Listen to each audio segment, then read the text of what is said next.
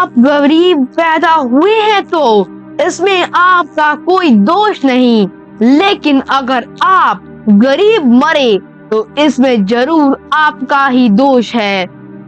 बड़ा सोचो, जल्दी सोचो, आगे सोचो, क्योंकि सोच किसी के बाप की जागीर नहीं है।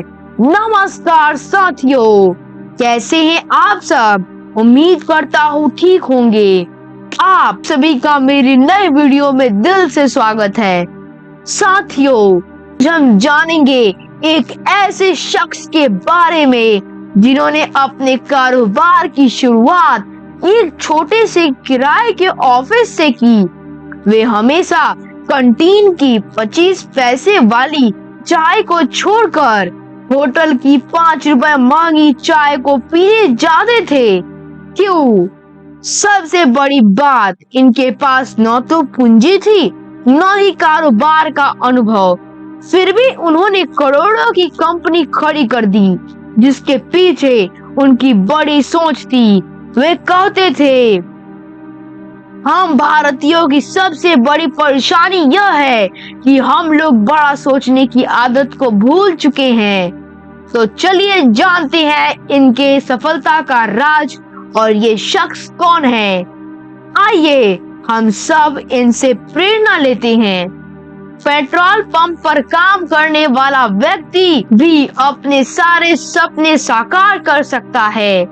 एक व्यक्ति जो कि पेट्रोल पंप पर कार्य करता था, उससे पहले मेले में भजिया और पकौड़ी तक बेचा है। बहुत ही छोटी पूंजी से अपना व्यापार शुरू करता है। पढ़ाई के नाम पर केवल 10वीं पास है, जिनके लिए शुरुआत में व्यापार के सारे रास्ते बंद मिलते हैं, लेकिन हालात को बदलने वाला यह रिस्क टेकर सारे बंद दरवाजों को खोलते हुए एक दिन धीरू भाई अंबानी बन जाता है।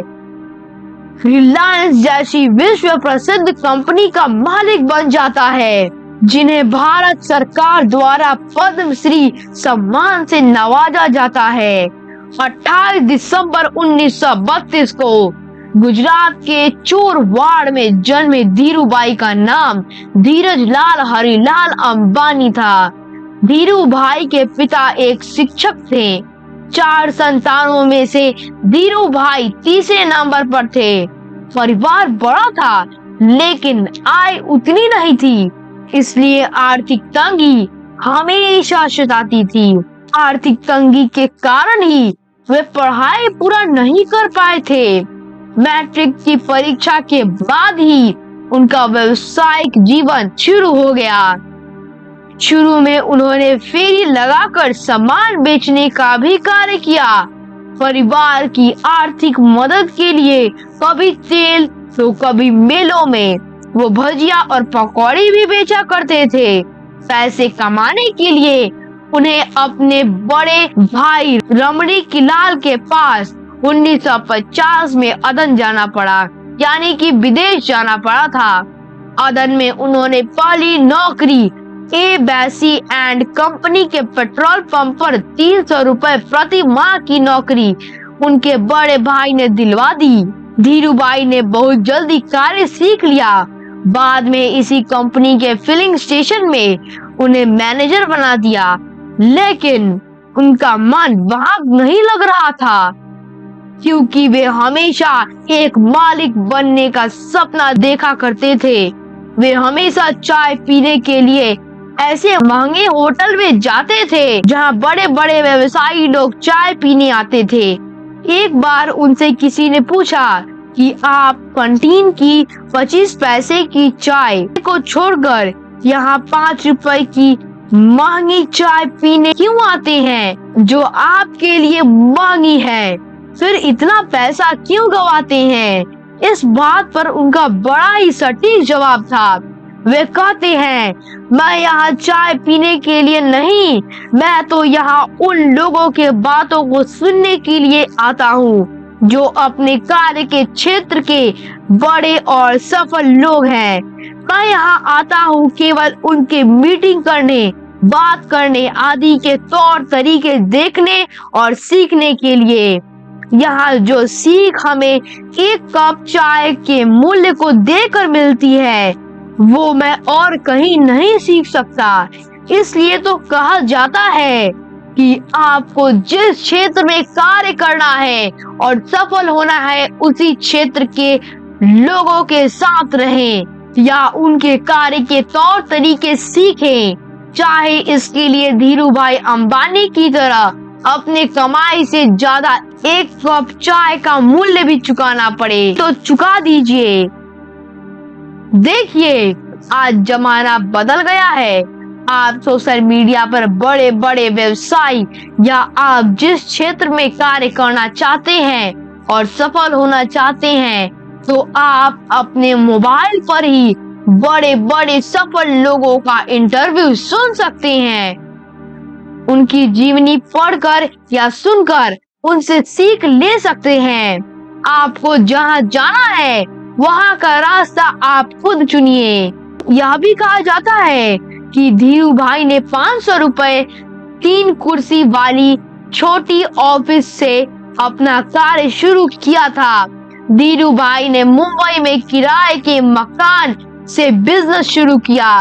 उन्होंने थोड़ी सी पूंजी के साथ 1958 में रिलायंस कमर्शियल कॉरपोरेशन की स्थापना की। उनकी कंपनी अदरक, हल्दी, इलायची, कपड़ों के अलावा कई चीजों का एक्सपोर्ट करती थी। धीरू भाई की कारोबारी बुद्धि काम आई, उनका व्यापार चल पड़ा।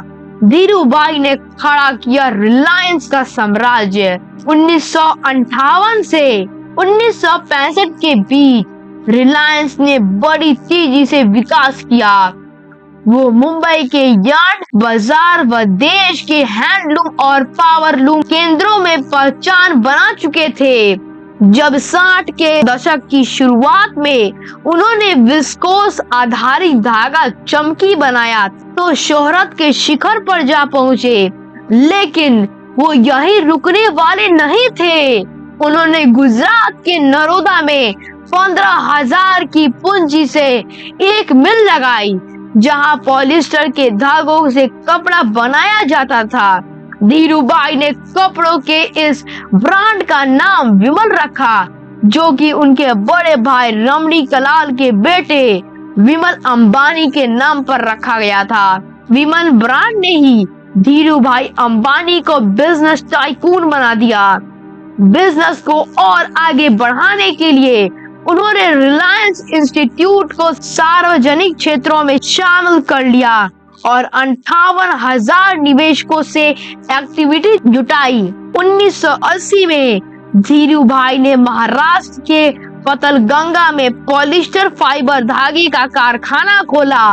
उन्होंने 1991 से 1992 में हजारी पेट्रोकेमिकल प्लांट की शुरुआत की। 1992 में ग्लोबल मार्केट से फंड जुटाने वाली रिलायंस देश की सबसे पहली कंपनी बनी। 1995 से 1996 में company telecom industries Reliance telecom private limited 9X USA के साथ मिलकर भारत में शुरुआत की। 1998 से 2000 में धीरू भाई अंबानी ने दुनिया के सबसे बड़े रिफाइनरी पेट्रोकेमिकल्स की गुजरात जामनगर में शुरुआत की। धीरू भाई के सभी राजनेताओं और राजनीतिक दलों से संबंध अच्छे रहे जिसका फायदा उन्हें अपना व्यापार बढ़ाने में लगातार मिलता रहा। धीरू भाई ने उस दौर की दिग्गज कंपनियों टाटा और बिरला को पछाड़ते हुए बाजी मार ली। रिलायंस कंपनी को मैन्युफैक्चरिंग प्लांट लगाने का लाइसेंस मिल गया। धीरू भाई सफलता की सीढ़ियां लगातार चढ़ते गए, लेकिन ऐसा नहीं था कि उनके रास्ते में रुकावटें नहीं आईं। उनके रास्ते में भी अनेक रुकावटें आईं, लेकिन वे रुके नहीं। विपरीत परिस्थितियों में भी झुके नहीं, बस समस्या का हल ढूंढते गए, आगे बढ़ते गए। उन्होंने अपने जीवन में पीछे मुड़कर कभी नहीं देखा। वे बस अपने लक्ष्य पर ध्यान केंद्रित करके एक के बाद एक सीढ़ियां प्राप्त करते गए। उनके भी कई प्रतिद्वंदी थे। धीरूभाई के सबसे बड़े प्रतिद्वंदी थे बॉम्बे डाइंग के नुस्ली वाडिया। इंडियन एक्सप्रेस समूह के संस्थापक रामनाथ गोयनका उस वक्त धीरूभाई और नुस्ली दोनों के करीबी थे, लेकिन जब रामनाथ गोयनका को किसी एक को चुनने की बारी आई तो उन्होंने नुस्ली वाडिया को चुना। रामनाथ गोयनका ने एक तरह से धीरूभाई के खिलाफ मोर्चा ही खोल दिया था। 24 जून 2002 को दिल का दौरा पड़ने से धीरूभाई अंबानी को मुंबई के ब्रिच कैंडी अस्पताल में भर्ती कराया गया था। यह उनका दूसरा दिल का दौरा था। 6 जुलाई 2002 को 69 साल की उम्र में उनका निधन हो गया। जब उन्होंने 2002 में अंतिम सांस ली तब फोर्ब्स की लिस्ट में वे दुनिया के 138वें सबसे अमीर व्यक्ति थे, जिसकी कुल संपत्ति लगभग $2.9 बिलियन थी। आज रिलायंस इंडस्ट्रीज लिमिटेड RIL दुनिया की दिग्गज कंपनियों में शुमार है। उनकी मृत्यु के समय रिलायंस ग्रुप की सकल संपत्ति 60,000 करोड़ के ऊपर पहुंच चुकी थी। अब रिलायंस इंडस्ट्रीज की सकल संपत्ति 12 लाख करोड़ से भी अधिक हो गई है। उनके निधन के बाद उनका पूरा बिजनेस उनके दोनों बेटों मुकेश अंबानी और अनिल अंबानी ने संभाल लिया था। बाद में विवाद की वजह से संपत्ति का बंटवारा करना पड़ा। 1955 में धीरूभाई कोकिला बेन से शादी की थी। उनकी 4 संतानें हुई, जिसमें 2 बेटा मुकेश अंबानी और अनिल अंबानी और 2 बेटी दीप्ति और नीना। जब धीरूभाई अंबानी का कारोबार शुरुआती दौर में था तो उन्हें रात दिन काम करना पड़ता था, लेकिन जितना भी वक्त मिलता था वो परिवार के साथ बिताते थे। उन्हें न तो पार्टी करना पसंद था और न ही घूमना फिरना। काम के बाद वे सारा वक्त अपने परिवार को देते थे। धीरूभाई अंबानी के जीवनी पर एक फिल्म बनी है, उसका नाम है गुरु। यह फिल्म 2007 में रिलीज हुई थी। यदि आप हमारे चैनल पे नए हैं तो सिर्फ एक बार मेरे चैनल को सब्सक्राइब कर दें और बेल आइकन दबा दें, ताकि मेरे नए वीडियो का नोटिफिकेशन सबसे पहले आपके पास पहुंचे और मैं आपके जीवन स्तर को ऊंचे स्तर पर ले जाने में सहयोग कर सकूं।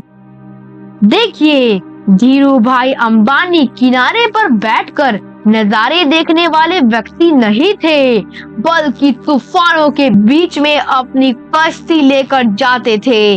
वर्ष 2018 में उनके पुत्र रिलायंस कंपनी के चेयरमैन और MD मुकेश अंबानी चीन के उद्योगपति अलीबाबा कंपनी के फाउंडर जैक मा को पीछे छोड़कर एशिया के सबसे धनी व्यक्ति बन गए हैं। धीरूभाई अंबानी का कहना था, जो सपने देखने की हिम्मत करते हैं वो पूरी दुनिया को जीत सकते हैं। कठिन समय में भी अपने लक्ष्य को मत छोड़िए और कठिनाइयों को अवसर में बदल दीजिए।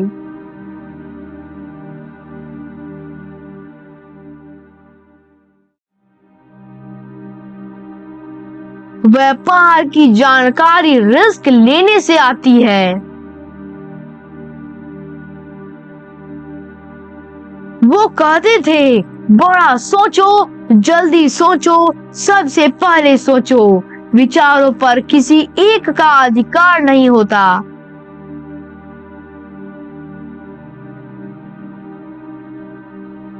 अगर आप स्वयं अपना सपना साकार नहीं करते हो तो कोई और अपना सपना साकार करने के लिए आपको नौकरी पर रख लेगा। आपको जो आता है उसे करिए, बाकी सब कुछ छोड़ दीजिए। ये सलाह उन्होंने अमिताभ बच्चन जी को दी थी जब वे राजनीति में उलझे हुए थे। फिर अमिताभ बच्चन जी ने नेता बनना छोड़ पुनः अभिनेता की राह पकड़ी और अपने सदी के महानायक बने। अंत में मैं आप सभी से बस यही कहना चाहूंगा कि देखिए, कोई कार्य छोटा या बड़ा नहीं होता, क्योंकि धीरू भाई अंबानी जी ने तो अपने करियर की शुरुआत भजिया पकौड़ी और पेट्रोल पंप पर 300 रुपए प्रति माह की सैलरी से ही की थी। आज देखिए, उनकी खड़ी की गई कंपनी, उनका व्यवसाय आज कितना प्रसिद्ध है और उनका परिवार आज कितना आगे है। उनका बेटा मुकेश अंबानी देश को तो छोड़िए, विदेशी कंपनियों के उद्योगपति को भी पीछे छोड़कर एशिया के सबसे धनी व्यक्ति बन गए हैं। धीरू भाई अंबानी व्यापार की दुनिया में आज सफलता के पर्याय हैं।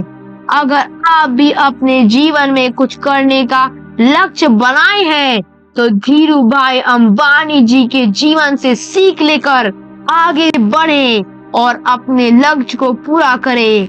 आप हमेशा धीरू भाई को अपने व्यापार का आदर्श मान सकते हैं। तो चलिए, मैं आप सभी से विदा लेता हूँ। अपना ख्याल रखें, फिर मिलेंगे अगले वीडियो में। Thank you, bye bye.